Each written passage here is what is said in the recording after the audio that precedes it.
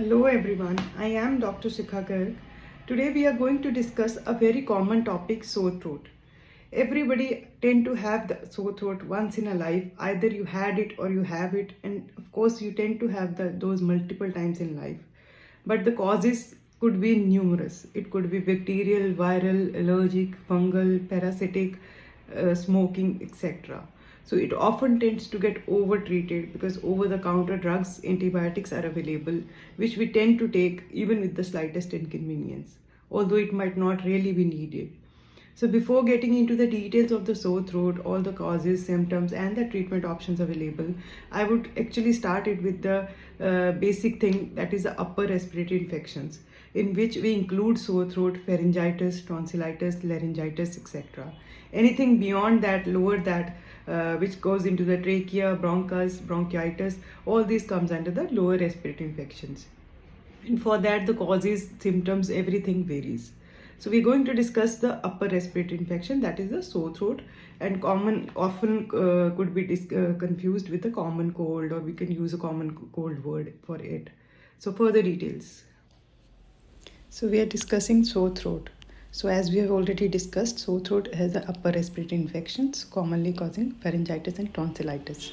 So most common presentations in sore throat. So when do you need a medical care or a medical doctor? When you need to see a doctor?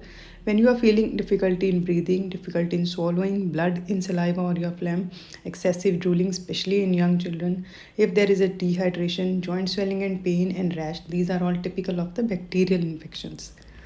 So there are many causes of sore throats, majorly divided into bacterial causes, viral causes, fungal, allergic and smoking, and rarely parasitic. Parasitic usually causes lower respiratory infections. So most common are the viral, which do not really need much treatment except from the symptomatic relief. So most commonly mild viral things like coronavirus or rhinoviruses, and more severe could be influenza virus, parainfluenza, respiratory syncytial virus, herpes simplex, CMV and EBV. CMV is cytomegalovirus and EBV is Epstein virus. So apart from this, fungal could be Candida albicans, more commonly found in patients who have immunocompromised situation or uncontrolled diabetes from the prolonged time. Allergic is usually due to tobacco smoking, and bacterial infections could be severe and more commonly found with the Streptococcus pyogenes in 30% of the cases. There are so many bacteria which can cause sore throat. The general symptoms would be depending upon the cause, definitely, and it includes pain or scratchy sensation in the throat, pain that worsens with swallowing or talking, difficulty in swallowing, sore or swollen glands in your neck or jaw, swollen red tonsils, white patches or pus on your tonsils, a hoarse or a muffled voice. Along with that, there could be fever, cough, runny nose, sneezing, body aches, headache, nausea, or vomiting. So clinical presentation depends on the type of infection. So if you have a bacterial pharyngitis, there could be throat pain, fever, chills, hoarseness of voice, otitis media, which is the infection of the ear.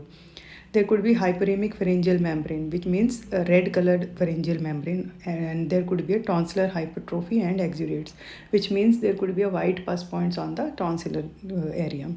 There could be tender anterior cervical lymphadenopathy, which means tenderness means pain on touching. The cervical lymph nodes could be painful.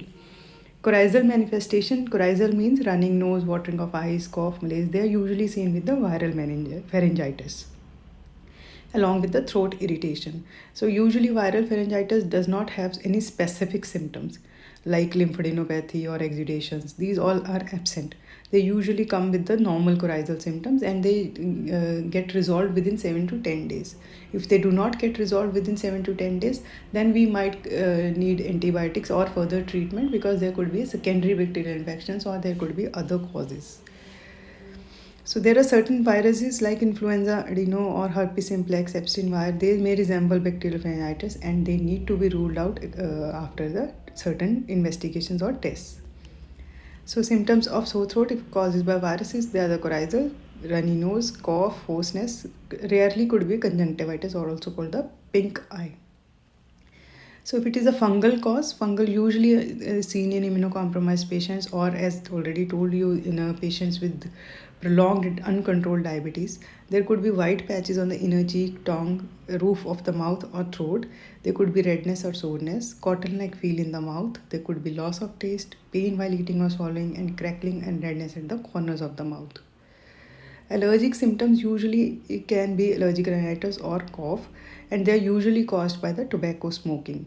So symptoms can be due to can be allergic bronchitis, which can be acute or chronic.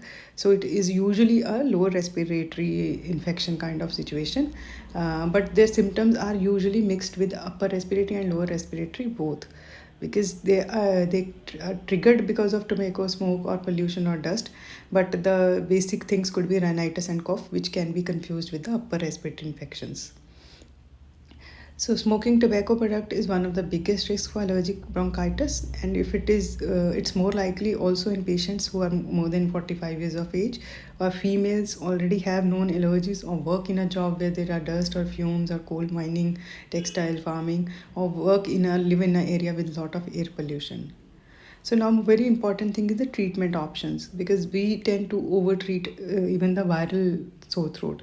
So how do we differentiate? So if the patient is having viral symptoms or sore throat or common cold runny nose in COVID-19 or flu cases, we don't need antibiotics. They are all usually self-contained and get treated itself by 7 to 10 days. Only in cases if it persists for more than 10 days, you might need to see the doctor, and you might need antibiotics if it is a secondary bacterial infection. In cases with bronchitis, middle infection, or sinus infection, it could be a mild infections, then we might not need antibiotics. But if it is a severe infection, definitely you need antibiotics, and it all depends on the diagnosis made by the clinician or the doctor. If it is a streptococcus throat or a whooping cough, definitely you need antibiotics, and you might also need steroids. So other treatment options which are used could be bronchodilators, steroids, oxygen therapy, humidifiers, pulmonary rehab, which means exercise to improve breathing, good nutrition, methods to help you conserve energy, also certain tips to breathe better breathing techniques are, and vaccine shots like flu shots. So prevention is better than cure, as it's always said.